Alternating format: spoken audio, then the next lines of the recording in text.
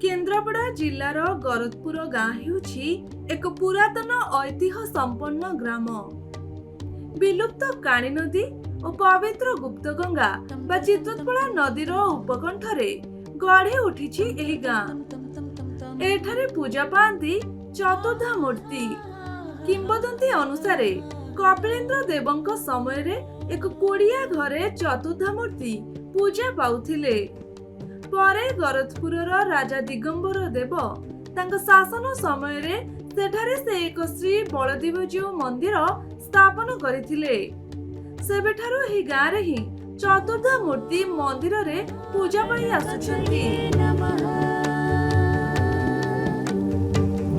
प्रतिदिन भोर 4टारू मंदिर खोलिबा परे हुए मंगल आरती। एहा परे सेवा पूजा और नीतिकांति चली थाए। पुरी श्रीमंदिर एवं केन्द्रापड़ार बलदेवजीउ मंदिरर संस्कृतिर सम्मिश्रण रे गरजपुर जगन्नाथ मंदिरर नीतिकांति और परिचालना करा जाए। राजतंत्र शेष पर्याय रे मंदिरर मालिकाना जमीदारक हाथ रे रहिथिला। हेले एबे मंदिरर सेवा दायित्व रे उभय पंडा वंश आ पाणी वंशक सह सेवायत माने मध्य संश्लिष्ट रहिचंती। एठारे जगन्नाथ संस्कृति अनुसार 12 मासरे 13 पर्व पालन करा जाउछि। पुरातन समयरु ही एठारे रथ यात्रा पालन होई आसुछि।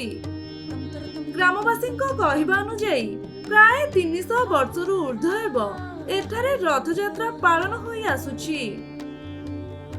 एठारे गोटिए रथरे महाप्रभु बलभद्रଙ୍କ सह भौणी सुभद्रा और जगन्नाथଙ୍କୁ रथारूढ़ करी रत्नवेदी को निया जाए। गाँर एही पर्व सबुठारु बड़ पर्व बोली कुहा जाए। ब्यूरो रिपोर्ट खबर ओडिशा।